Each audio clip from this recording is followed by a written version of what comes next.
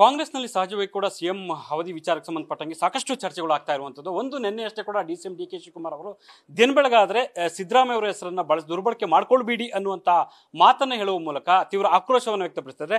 ಇದ್ರ ಬಗ್ಗೆ ಮಾತನಾಡೋದಕ್ಕೆ ನಮ್ಮ ಜೊತೆಗೆ ಸಚಿವರಾಗಿರುವಂತಹ ಕೆ.ಎನ್. ರಾಜಣ್ಣ ಅವರು ಇದ್ದಾರೆ. ಏನು ಅಭಿಪ್ರಾಯವನ್ನು ವ್ಯಕ್ತಪಡಿಸ್ತಾರೆ ಅವರ ಹತ್ರ ಒಂದಷ್ಟು ಮಾತುಗಳನ್ನ ಕೇಳುವಂಥ ಪ್ರಯತ್ನ ಮಾಡೋಣ. ಸರ್, ಡಿ.ಸಿ.ಎಂ ಅವರು ನೇರವಾಗಿ ಹೇಳಿದ್ದಾರೆ ಸಿದ್ದರಾಮಯ್ಯ ಅವರ ಹೆಸರನ್ನ ದಿನ ಬೆಳಗಾದರೆ ದುರ್ಬಳಕೆ ಮಾಡ್ಕೊಳ್ಬೇಡಿ ಅಂತ. ದುರ್ಬಳಕೆ ಯಾರು ಮಾಡ್ತಿದಾರೋ ಅವ್ರಿಗೆ ಅನ್ವಯ ಆಗ್ತದೆ ಆ ಸ್ಟೇಟ್ಮೆಂಟ್. ನಾವೇನು ಸಿದ್ದರಾಮಯ್ಯನವ್ರನ್ನ ಹೆಸರು ದುರ್ಬಳಕೆ ಮಾಡ್ಕೊಂಡು ನಾವೇನೋ ಅಲ್ಲಿ ಡಾಲರ್ಸ್ ಕಾಲೋನಿ 4 ಮನೆ, ಸದಾಶಿವದಲ್ಲಿ 4 ಮನೆ, ತುಮಕೂರಲ್ಲೂ 4 ಮನೆ ತಗೋಬೇಕಾಗಿಲ್ಲ. ನನಗದ್ರ ಅಗತ್ಯತೆನೂ ಇಲ್ಲ, ಅವಶ್ಯಕತೆನೂ ಇಲ್ಲ. ನಾನು ತಿಳಿದಿರೋದು ಅವ್ರ ಹೆಸರು ಯಾರು ದುರ್ಬಳಕೆ ಮಾಡ್ತಿದಾರೋ ಅವ್ರಿಗೆ ಅನ್ವಯನೇ ಹೊರತು ನನಗೇನು ಅನ್ವಯ ಆಗೋದಿಲ್ಲ. ಯಾಕೆ ಈ ಪದಗಳು ಅಂತ? ಯಾಕಂತಂದ್ರೆ ಅವರು ದುರ್ಬಳಕೆ ಅನ್ನುವಂಥ ಸಹಜವಾಗಿ ಯಾಕೆ ಅವ್ರ ಪರವಾಗಿ ಮಾತನಾಡುವಂಥ ಸ್ಟೇಟ್ಮೆಂಟ್ಗೆ ಅನ್ವಯವಾಗಿ ಈ ಥರ ಹೇಳ್ತಿದ್ರ? ಅಲ್ಲ, ಅದು ಅವ್ರಿಗೆ ಸೇರಿದ್ದದ್ದು.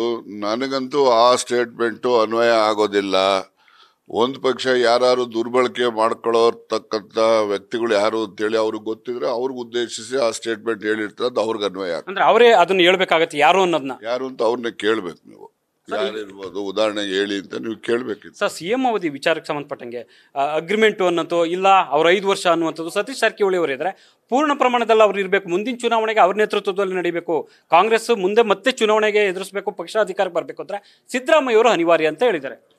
ನೋಡಿ, ಸತೀಶ್ ಜಾರಕಿಹೊಳಿ ಅವರು ಹೇಳಿರೋದು, ಡಾಕ್ಟರ್ ಜಿ ಪರಮೇಶ್ವರ್ ಅವರು ಹೇಳಿರ್ತಕ್ಕಂಥದ್ದು, ಮತ್ತು ಬೇರೆ ಮಹಾದೇವಪ್ಪ ಹೇಳಿರ್ತಕ್ಕಂಥದ್ದು, ಇನ್ನು ಬಹಳಷ್ಟು ಜನ ಸಚಿವರುಗಳು ಎಂ ಬಿ ಪಾಟೀಲ್ ಹೇಳ್ತಕ್ಕಂಥದ್ದು, ಇವೆಲ್ಲವೂ ಕೂಡ ಅವರವರ ವೈಯಕ್ತಿಕ ಅಭಿಪ್ರಾಯಗಳು.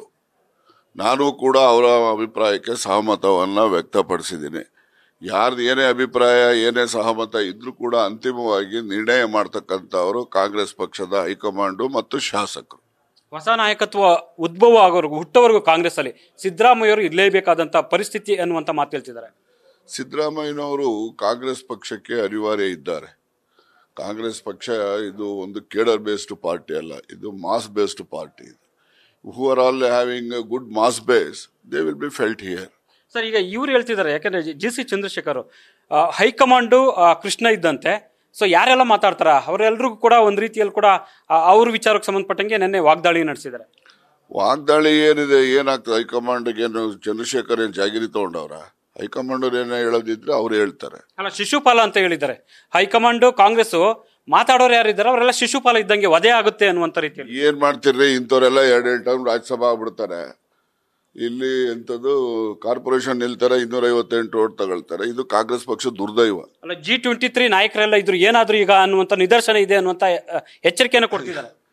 ಎಚ್ಚರಿಕೆ ಅದೆಲ್ಲ ಅವ್ರಿಗೆ ಗೊತ್ತಪ್ಪ. ಯಾಕೆನ್ ಮಾಡ ಇವರಿದಾರೆ ಅವ್ರು. ಯಾಕೆಂದ್ರೆ 2 ಟರ್ಮ್ ರಾಜ್ಯಸಭಾ ಇದು 10 ಓಟ್ 100 ಹಾಕ್ಸಕ್ಕೆ ಶಕ್ತಿ ಇಲ್ಲಿರೋರೆಲ್ಲ ದೊಡ್ಡ ರಾಜ್ಯಸಭಾ ದೊಡ್ಡ ಲೀಡರ್ಗಳು ಆಗ್ತಾರೆ. ಏನ್ ಮಾಡೋಣ, ಕಾಂಗ್ರೆಸ್ಸಿನ ದುರ್ದೈವ ಇದು. ಸರ್, ನೀವು ಡೆಲ್ಲಿಗೆ ಹೋಗಿದ್ರಿ, ನಿಜಕ್ಕೂ ಏನಂತ ಹೇಳಿದ್ರಿ ಸರ್? ಏನು ಹೈಕಮಾಂಡ್? ನಾನು ನೋಡಿ, ಹೈಕಮಾಂಡ್ ಹತ್ರ ಬಹಳಷ್ಟು ವಿಚಾರ ಚರ್ಚೆ ಮಾಡ. ಖರ್ಗೆ ಸಾಹೇಬರು ಭೇಟಿ ಮಾಡಿದ್ದೀನಿ, ವೇಣುಗೋಪಾಲ್ ಸಾಹೇಬರು ಭೇಟಿ, ಸುರ್ಜೇವಾಲ ಅವ್ರನ್ನ ಭೇಟಿ ಮಾಡಿದ್ದೀನಿ.